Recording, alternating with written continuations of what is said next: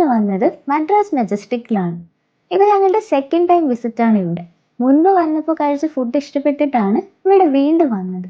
അത്യാവശ്യം നല്ല ആംബിയൻസ് ഉള്ള ഒരു റെസ്റ്റോറൻ്റ് ആണിത്. ഒരുപാട് വെറൈറ്റീസ് മന്തിയും ബിരിയാണിയും എല്ലാം ഇവിടെ ഉണ്ട്. ഇത്തവണ ഓർഡർ ചെയ്തത് cream of chicken soup, Madras chicken biryani and masala ഷവായാണ്. അത്യാവശ്യം ക്രീമി ആൻഡ് ടേസ്റ്റി ആയിട്ടുള്ള നല്ലൊരു സൂപ്പാണ് ഇവിടെ സെർവ് ചെയ്തത്. അടുത്തത് ഞങ്ങൾ ട്രൈ ചെയ്തത് മദ്രാസ് ചിക്കൻ ബിരിയാണിയാണ്. നല്ല ടേസ്റ്റിയും ക്വാണ്ടിറ്റിയും ഉള്ള ഒരു ബിരിയാണിയാണിത്. കഴിച്ചപ്പോൾ ഞങ്ങൾ ചെന്നൈയിലുണ്ടായിരുന്നപ്പോൾ കഴിച്ച ബിരിയാണിയുടെ അതേ ടേസ്റ്റ് തന്നെ ഫീൽ ചെയ്തു.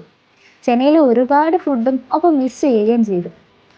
ഒരു ബോയിൽഡ് എഗ്ഗും 2 മീഡിയം സൈസ് സോഫ്റ്റ് ആയിട്ടുള്ള പീസുമാണ് ഇതിൻ്റെ കൂടെ ഉണ്ടായിരുന്നത്.